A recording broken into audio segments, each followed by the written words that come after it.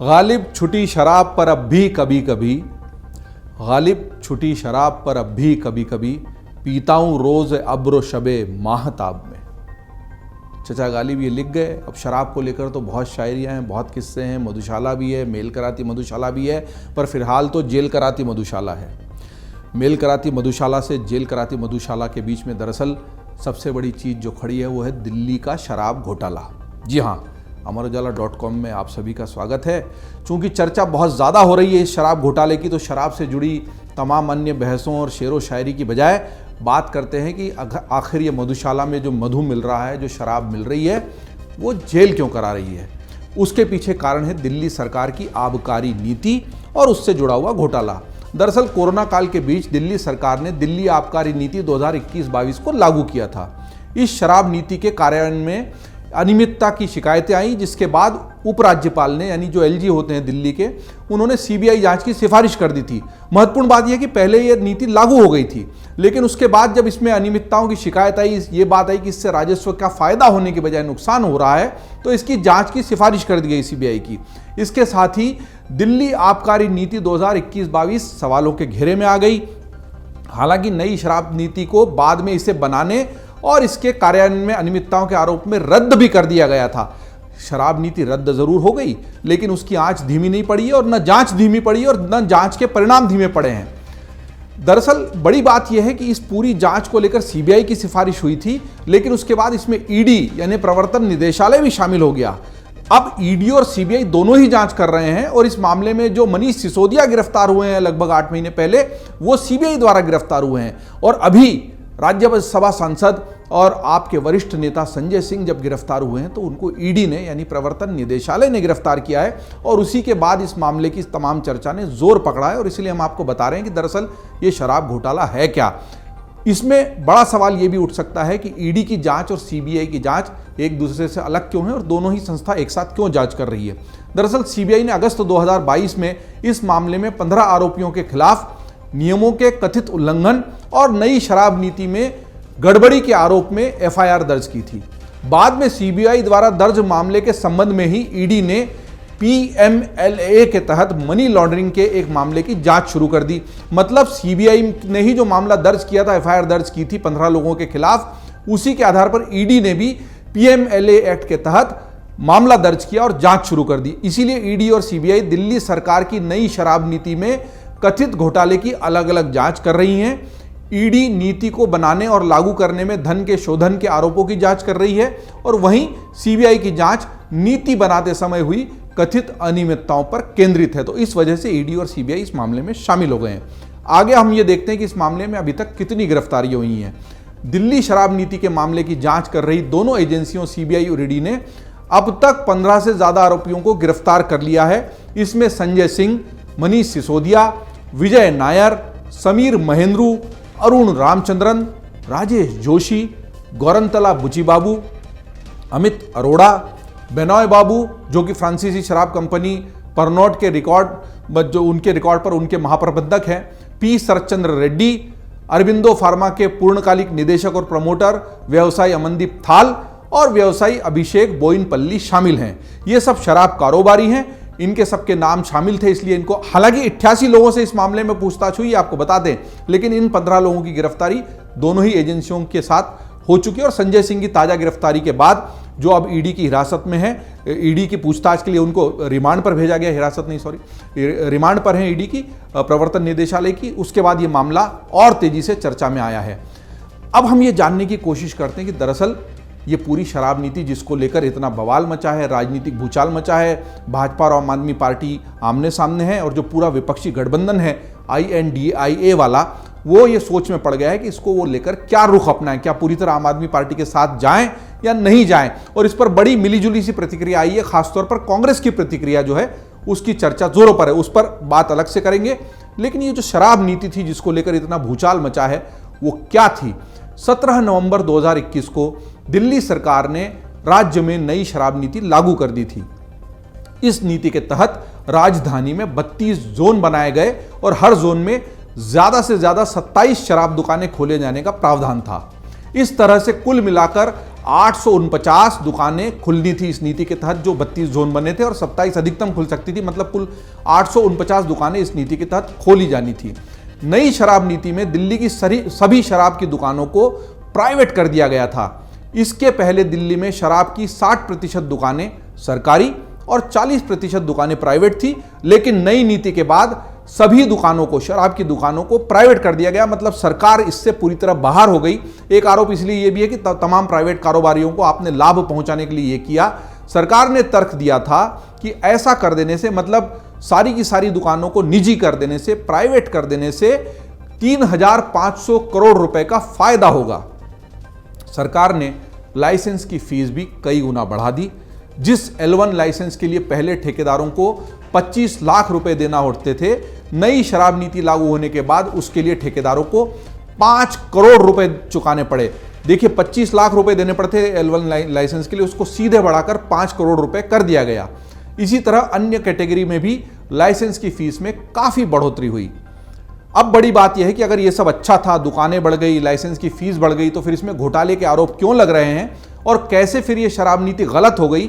शराब लोग पी रहे हैं, सरकार उससे पैसा कमा रही है, वो एक अलग बहस का मुद्दा है। लेकिन अगर शराब लोग पी रहे हैं, दुकानें ठेके पर दी जा रही हैं, उनको प्राइवेट कर दिया गया, उनकी संख्या बढ़ा दी गई, लाइसेंस फीस अगर बढ़ा दी गई, तो फिर घोटाला कैसे हो गया? दरअसल नई शराब नीति से जनता और सरकार दोनों को नुकसान होने के आरोप जांच में लगाए गए हैं। बड़े शराब कारोबारियों को फायदा होने की बात भी इस आरोप में कही गई है। भारतीय जनता पार्टी का तो यही आरोप है कि इस घोटाले में 3 तरीके से गड़बड़ियां की गई हैं और इसी वजह से ये एक महा घोटाला है और इसीलिए वो इतनी हमलावर आम आदमी पार्टी पर है। अब ये पूरे जो आरोप हैं उसे समझने के लिए हम आंकड़ों पर नजर डालते हैं। दरअसल लाइसेंस फीस में भारी इजाफा करके बड़े कारोबारियों को लाभ पहुंचाने का आरोप है। जो लोग 25 लाख रुपए दे सकते थे, दरअसल उनको बाहर कर दिया गया। अगर उनको बाहर कर दिया गया तो सारा का सारा जो ठेका है और 100% वो निजी भी हो गई, वो बड़े कारोबारियों के पास चला जाएगा और बड़े कारोबारियों से फिर सीधे सरकार अपने फायदे के लिए कुछ भी सौदा कर सकती है। ये आरोप है। देखिए, ये आरोप है कि 25 लाख की फीस देने वाले तो बहुत सारे लोग थे। अब वो 25 लाख से 5 करोड़ हो गया, मतलब 25 से 30 लाख नहीं किया गया, 35 लाख नहीं किया गया, डबल करके 50 लाख भी नहीं किया गया, सीधे 5 करोड़। इसका मतलब आपने पूरी के पूरे वर्ग को, जो ये ठेके पहले लेता था शराब की दुकानों के, उठाता था सरकार को रकम चुकाकर, वो अब इससे बाहर हो गया। बाहर होकर केवल बड़े ठेकेदार इसमें शामिल हो गए। इसके लिए सरकार ने जो लाइसेंस शुल्क तय किया था वो बढ़ जाने से सरकार ने कई तरह की कैटेगरी भी बनाई।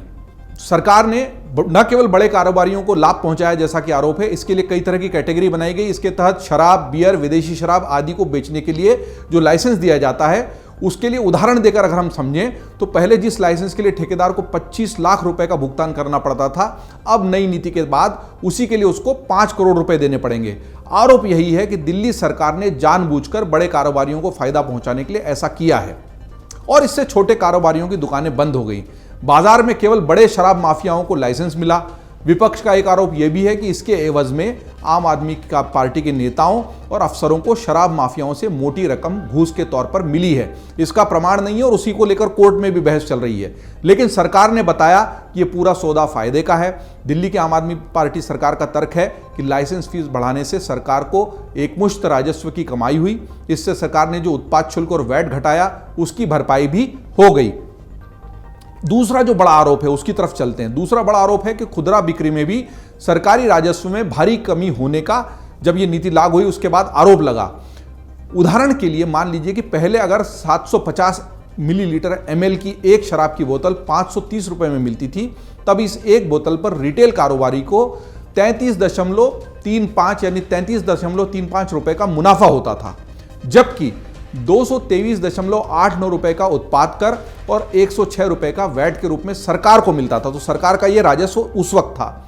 मतलब एक बोतल पर सरकार को 329.89 रुपए का फायदा मिलता था। लेकिन नई शराब नीति से सरकार के इसी मुनाफे में खेल होने का यानी गड़बड़ी होने का दावा किया जा रहा है। दावा है कि नई शराब नीति में वही 750 ml वाली शराब की बोतल का दाम 530 रुपए से बढ़कर 560 रुपए हो गया। इसके अलावा रिटेल कारोबारी का मुनाफा भी 33.35 रुपए से बढ़कर सीधे 363.27 रुपए हो गया। मतलब 33 रुपए से 363 रुपए। मतलब कि रिटेल कारोबारियों का फायदा 10 गुना से भी ज्यादा बढ़ गया। वहीं सरकार को मिलने वाला 329.89 रुपए का फायदा घटकर 3 रुपए 78 पैसे रह गया। इसमें 1.88 रुपए उत्पाद शुल्क और 1.90 रुपए वैट शामिल है। मतलब यही बड़ा आरोप है कि आपने लाइसेंस शुल्क तो बढ़ाया, लेकिन खुदरा बिक्री जो शराब की हो रही है, रिटेल जो सेल शराब की हो रही है, उसमें प्रति बोतल पर आपको नुकसान होना शुरू हो गया सरकार को, और यही सबसे बड़ा आरोप है। दरअसल इस पूरे शराब घोटाले को लेकर 7 खामियां बिंदुवार निकाली गई थी जांच रिपोर्ट में, और उसी से दिल्ली सरकार की मंशा पर सवाल उठाए गए थे। शराब घोटाले के मामले ने तूल पकड़ा तो केंद्र सरकार ने इसकी जांच करवाई। मुख्य सचिव ने जांच करके एक रिपोर्ट तैयार की जो दिल्ली के उपराज्यपाल को भेजी गई। इस रिपोर्ट में सभी 7 बिंदुओं पर सवाल उठाए गए हैं। मनीष सिसोदिया के निर्देश पर आबकारी विभाग ने एयरपोर्ट जोन के L1 बिडर को 30 करोड़ रुपए वापस कर दिए। बिडर एयरपोर्ट अथॉरिटीज से जरूरी NOC नहीं ले पाया था। ऐसे में उसके द्वारा जमा कराया गया सिक्योरिटी डिपॉजिट सरकारी खाते में जमा हो जाना चाहिए था, लेकिन सरकार ने बिडर को वही पैसा लौटा दिया। यह पहला बिंदु था जो सरकार ने जांच समिति बनाई थी और उपराज्यपाल को सौंपी थी। उसी जांच समिति ने जो पाया था, उसका दूसरा बिंदु यह था कि केंद्र सरकार से मंजूरी लिए बिना आबकारी विभाग ने 8 नवंबर 2021 को एक आदेश जारी करके विदेशी शराब के रेट कैलकुलेशन का फार्मूला बदल दिया। बियर के प्रत्येक केस पर लगने वाली 50 रुपए की इंपोर्ट पास फीस को हटाकर लाइसेंस धारकों को अनुचित लाभ पहुंचाया गया। इसके चलते सरकारी खजाने को भारी नुकसान हुआ। यह था दूसरा बिंदु। तीसरा बिंदु यह था कि टेंडर दस्तावेजों के प्रावधानों को हल्का करके रिटेल लाइसेंसियों को वित्तीय फायदा पहुंचाया गया, वह भी तब जब लाइसेंस फी, ब्याज और पेनल्टी न चुकाने पर ऐसे लाइसेंस धारकों पर कार्रवाई होनी थी। मतलब कार्रवाई करने की बजाय आपने उनको फायदा पहुंचा दिया। सरकार ने दिल्ली के अन्य व्यवसायियों के हितों को दरकिनार करते हुए केवल शराब कारोबारियों को फायदा पहुंचाने के लिए कोरोना काल में हुए नुकसान की भरपाई के नाम पर उनकी 144.36 करोड़ रुपए की लाइसेंस फीस को माफ कर दिया, जबकि टेंडर दस्तावेजों में ऐसे किसी आधार पर शराब विक्रेताओं को लाइसेंस फीस में इस तरह की छूट या मुआवजा देने का कोई प्रावधान नहीं था। हालांकि कोरोना जो है वो अपने आप में एक महामारी थी और बहुत ही अलग तरीके से उसने दुनिया को प्रभावित किया, लेकिन कोरोना काल के नुकसान की भरपाई के लिए भी जो ये लगभग 150 करोड़ रुपए माफ कर दिए गए, उस पर भी सवाल इस जांच रिपोर्ट में उठाए गए हैं। जांच रिपोर्ट का 5वां बिंदु ये था कि सरकार ने बिना किसी ठोस आधार और किसी के साथ चर्चा किए बिना ही इस पॉलिसी के तहत हर वार्ड में शराब की कम से कम 2 दुकानें खोलने की शर्त टेंडर में रख दी। बाद में एक्साइज विभाग ने केंद्र सरकार से मंजूरी लिए बिना नॉन कन्फर्मिंग वार्डों के बजाय कन्फर्मिंग वार्डों में लाइसेंस धारकों को अतिरिक्त दुकानें खोलने की इजाजत दे दी। मतलब सरकार तक ये बात गई नहीं, आबकारी नीति बनी अपने स्तर पर, अपने स्तर पर निर्णय होकर लागू हो गए और वार्ड स्तर पर भी इसमें घोटाला हुआ। ये 5वां बिंदु कहता है जांच रिपोर्ट का। 6वां बिंदु जांच रिपोर्ट का ये कहता है कि सोशल मीडिया, बैनरों और होर्डिंग्स के जरिए शराब को बढ़ावा दे रहे लाइसेंसियों के खिलाफ कोई कार्रवाई नहीं की गई। यह दिल्ली एक्साइज नियम 2010 के नियम 26 और नियम 27 का उल्लंघन है। दरअसल पूरे देश में आप देख सकते हैं कि कहीं भी शराब का विज्ञापन करना, धूम्रपान का विज्ञापन करना प्रतिबंधित है। आप अखबारों में, मीडिया में, टेलीविजन चैनलों पर, डिजिटल वेबसाइट्स पर शराब के विज्ञापन नहीं देखते हैं, क्योंकि ऐसा नियम के तहत है, ऐसा कानून के तहत है। इसका एक तोड़ शराब विक्रेताओं ने निकाल लिया कि उन्होंने सोशल मीडिया के जरिए शराब का प्रचार करना शुरू कर दिया। दरअसल ये दंडनीय अपराध है, कानूनी तौर पर आप ऐसा नहीं कर सकते, लेकिन दिल्ली सरकार ने ऐसी गतिविधियों को, ऐसी हरकतों को अनदेखा किया। शराब जिसको पीनी है वो ले ले, सरकार बेच रही है, सरकार उस पर टैक्स भी ले रही है, पैसा भी कमा रही है, लेकिन फिर भी चूंकि ये समाज को नुकसान पहुंचाता है, शराब अच्छी चीज़ तो है नहीं, उसके बावजूद शराब अगर बिक रही है तो बिके, लेकिन उसका प्रचार नहीं हो, उसका कोई विज्ञापन नहीं आए। एक ज़माने में आते थे, प्रतिबंध लग गया, धूम्रपान के लिए, तंबाकू के लिए किसी भी तरह का आप विज्ञापन नहीं कर सकते, लेकिन दिल्ली सरकार ने ऐसे मामले की अनदेखी की। जांच का 7वां और आखिरी बिंदु यह था कि लाइसेंस फीस में बढ़ोतरी किए बिना लाइसेंस धारकों को लाभ पहुंचाने के लिए उनका ऑपरेशनल कार्यकाल पहले 1 अप्रैल 2022 से बढ़ाकर 31 मई 2022 तक कर दिया गया और इसे फिर वापस जून 2022 से बढ़ाकर 31 जुलाई 2022 तक कर दिया गया। इसके लिए केंद्र सरकार और उपराज्यपाल से भी कोई मंजूरी नहीं ली गई। बाद में आनन फानन में 14 जुलाई को कैबिनेट की बैठक बुलाकर ऐसे कई गैर कानूनी फैसलों को कानूनी जामा पहनाने का काम किया गया और शराब की बिक्री में बढ़ोतरी होने के बावजूद रेवेन्यू में यानी सरकार की आय में बढ़ोतरी होने के बजाय 37.51% का रेवेन्यू यानी आय जो है सरकार की कम हुई। 37% से ज़्यादा आय सरकार की कम हो गई, लेकिन ये घोटाला चलता रहा और इसीलिए इसको रद्द भी कर दिया गया नीति को। हालांकि लागू कर दी गई थी नीति, लेकिन जब आरोप लगे, बात सामने आई कि इस तरह का बड़ा घोटाला हो गया है और जो सरकार का दावा था वो फेल हो रहा है कि इस नीति से तो दरअसल सरकार की आय बढ़ेगी। देखिए, पूरा खेल अगर आप संक्षेप में समझें, जिसके जो तकनीकी पहलू थे, जांच रिपोर्ट के जो बिंदु थे, वो हमने अमर उजाला के माध्यम से आपके सामने रखे हैं। लेकिन अगर आप एक बहुत आम फहम भाषा में इसको समझना चाहें तो बात यह है कि आपने कहा था कि शराब बेचकर सरकारें पैसा कमाती हैं, हर राज्य सरकार कमाती है, केंद्र के पास भी हिस्सा जाता है। हम शराब को इस तरीके से बेचेंगे कि हम और ज़्यादा पैसा कमा लें। लेकिन उसके लिए किया क्या गया? उसके लिए किया ये गया कि लाइसेंस फीस को बढ़ा दिया गया 25 लाख से 5 करोड़ और उसके एवज में रिटेल में प्रति बोतल पर जो होने वाला मुनाफा था सरकार का, उसको घटाकर उस मुनाफे को सीधे कारोबारियों तक पहुंचा दिए गए। यानी कारोबारियों से ये कहा गया कि आप लाइसेंस फीस ज़्यादा भर दो, तो वो कोई भी कहेगा भाई इतनी ज़्यादा लाइसेंस फीस आप क्यों मांग रहे हो, इतना तो मुनाफा हमको होता नहीं है। तो उनसे कहा गया कि आपको मुनाफा ज़्यादा होगा, प्रति बोतल आपका जो मुनाफा है वो बढ़ जाएगा। इसलिए एक मुश्त यही दावा सरकार ने भी किया था, आम आदमी पार्टी सरकार का ये दावा था, चूंकि 5 करोड़ रुपए हम शुरू में ही ले रहे हैं तो हमको एकमुश्त सरकार के पास पैसा आ गया, राजस्व आ गया, जो बाद में धीरे धीरे प्रति बोतल की बिक्री पर आता और उसके एवज में हमने प्रति बोतल बिक्री पर होने वाला जो फायदा था उसको कम कर दिया। लेकिन जब जांच समिति ने दोनों ही चीज़ों का जोड़ घटाव किया कि अगर आपको शुरुआत में एकमुश्त राजस्व मिल गया तो बाद में भी प्रति बोतल की बिक्री से आने वाला जो पैसा है, दोनों मिलाकर कुल आय सरकार की बढ़नी चाहिए। लेकिन सरकार की कुल आय नहीं बढ़ी, यही सबसे बड़ा आरोप है। और ऐसा करते समय अगर आपने शराब कारोबारियों से कोई और फायदा भी उठाया है, जैसा कि आरोप है, और उनमें से एक शराब कारोबारी जो देवेंद्र अरोड़ा हैं, वो सरकारी गवाह भी बन गए हैं और उन्हीं की पूरी जो गवाही है उसके आधार पर ये जांच भी आगे बढ़ रही है और गिरफ्तारियां भी हो रही हैं और सुप्रीम कोर्ट में भी इसको लेकर तीखे सवाल पूछे गए हैं। मसला ये है कि अगर घोटाला हुआ है तो घोटाले के सबूत होने चाहिए। सबूत में ये सारी बातें हैं जो हमने आपको बताई कि ये सब मिलाकर ही घोटाले का संकेत देती हैं। इसीलिए फिलहाल ये कथित घोटाला है। अगर आगे जो जांच बढ़ती चली गई, कानूनी कार्रवाई होती रही, तो ये पूरी तरह कानूनी कार्रवाई से ही साबित किया जा सकता है कि ये सचमुच इस तरह का और इतना बड़ा घोटाला है। फिलहाल इस घोटाले को लेकर आम आदमी पार्टी परेशान है, उसके पेशानी पर चिंता की लकीरें देखी जा सकती हैं। बड़ा समय है, चुनावों का समय है और ऐसे समय में बड़े नेता अगर जेल में होंगे तो दिक्कत है। एक अलग मामले में सत्येंद्र जैन पहले से जेल में है, मनीष सिसोदिया जेल में है, संजय सिंह अभी ईडी के रिमांड पर हैं। निश्चित ही आम आदमी पार्टी के लिए चुनौती भरा समय है, लेकिन इस पूरे मसले पर राजनीति खूब हो रही है। भारतीय जनता पार्टी लगातार हमलावर है। शराब घोटाला क्या था, ये हमने आपको इस वीडियो के माध्यम से समझाने की कोशिश की।